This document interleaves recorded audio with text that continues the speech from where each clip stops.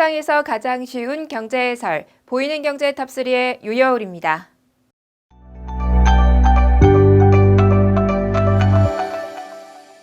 대출에 큰 영향을 미치는 개인 신용관리 잘 알고 계신가요? 올 하반기부터 개인 신용평가 체계가 등급제에서 점수제로 바뀌는데요.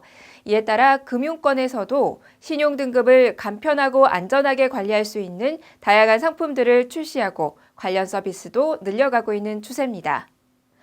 가장 적극적인 곳은 핀테크 업체들인데요. 우선 지난 2017년 업계 최초로 무료 신용조회 서비스를 하고 있는 도스는 국내 최대 신용평가기관인 코리아 크레딧 뷰로와 함께 자신의 신용 등급뿐 아니라 카드 대금, 대출의 연체 현황 등 신용 관련 정보를 한눈에 확인할 수 있는 프로그램을 운영하고 있습니다. 또 지난해 5월부터 신용 점수 올리기 프로그램도 운영 중인데요. 사용자가 간단한 인증 절차 후 통신비, 건강보험 및 국민연금 납부 내역, 소득 증명원 등을 제출하면 신용평가 점수를 재산정해주는 서비스를 하고 있습니다. 카카오페이도 지난해부터 사용자의 신용점수와 전월 대비 변동 여부, 100분위 신용점수 관리 팁 등을 제공하는 신용조회 서비스를 하고 있고요. 다음 뱅크샐러드도 신용점수 향상에 필요한 국민연금, 건강보험, 소득증명 등 관련 서류를 신용평가사로 보내주는 신용 올리기 서비스를 운영하고 있습니다. 이들은 고객들을 위한 개인 신용관리 팁도 제공하고 있는데요. 신용관리를 위해선 소액이라도 절대 연체하지 않는 것이 가장 중요하다고 입을 모읍니다. 그만큼 연체 정보가 신용평가에 부정적인 영향을 준다는 이야기인데요. 주기적으로 납부하는 카드 대금이나 통신, 공공요금 등은 자동이체로 전환해 놓는 것이 좋다고 합니다. 이 밖에 상환 능력에 비해 과도한 채무를 지고 있는 경우에도 신용등급이 내려갈 수 있는데요. 불가피하게 연체가 발생했을 땐 가장 오래된 연체부터 상환해야 연체로 인한 불이익을 최소화할 수 있습니다. 또 돈을 어디서 빌리는지도 중요한데요. 대부업체나 제2금융권보다는 은행에서 대출하는 것이 신용등급에 유리하고요.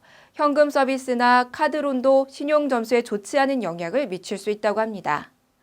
신용등급은 떨어지기는 쉬워도 한번 떨어진 등급을 회복하는 데는 긴 시간이 필요한 만큼 평소 자신의 신용등급에 관심을 기울이시는 게 좋겠습니다.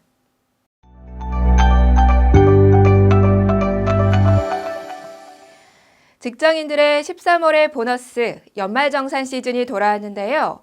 지난 1년간 낸 세금을 최종 정산하고 관련 서류를 간편하게 확인, 제출할 수 있는 국세청 연말정산 간소화 서비스가 이달 15일부터 시작됐습니다. 이 서비스는 근로자가 소득, 세액공제 증명에 필요한 자료를 국세청이 병원이나 은행 등 17만 개 영수증 발급기관으로부터 직접 수집해 제공하는데요. 올해부터 의료비 세액공제에 포함된 산후조리원비와 카드공제에 포함되는 박물관, 미술관 입장료 등을 새롭게 확인할 수 있습니다.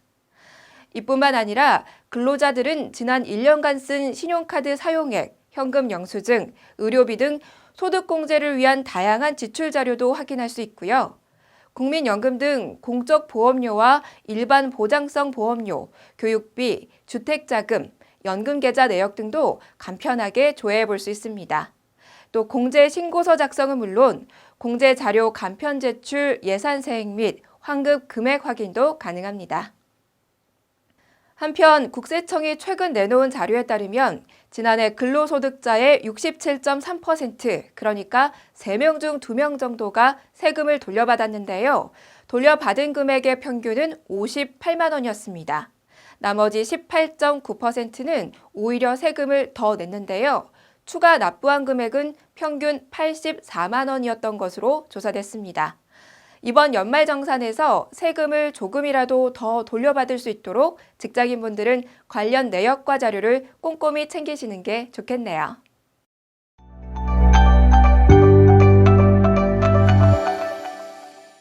요즘 배달 앱으로 음식을 시켜 먹는 경우 많이 볼 수 있는데요.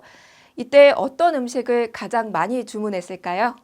음식 배달의 민족이 새해 첫날인 지난 1월 1일 하루 동안 이뤄진 주문 배달 데이터를 공개했는데요. 결과는 바로 치킨이었습니다. 배민이 내놓은 통계 자료에 따르면 이날 하루 170만 건의 주문이 이뤄졌는데요. 그중 20%를 치킨 배달이 차지했고요. 그 뒤를 이어 김치찌개, 된장찌개 등 한식이 15%, 짜장면, 짬뽕 등 중식이 10%, 떡볶이, 김밥 등 분식 9%, 햄버거 8% 순이었습니다. 흥미로운 점은 햄버거와 피자의 운명이 엇갈렸다는 것인데요. 지난 2016년 1.8%에 불과했던 햄버거 점유율이 올해는 8%로 증가한 반면 같은 기간 피자 주문 비율은 12.9%에서 7.5%로 대폭 감소하면서 전세가 역전됐다고 합니다. 이는 최근 롯데리아, 맘스터치 등 대형 햄버거 프랜차이즈가 배민과 제휴를 맺어 주문이 이뤄졌기 때문이라고 하는데요. 음식 배달앱 시장이 커진 만큼 배달앱 이용 고객들의 선호도에 따라 음식업계의 희비도 엇갈릴 듯하네요.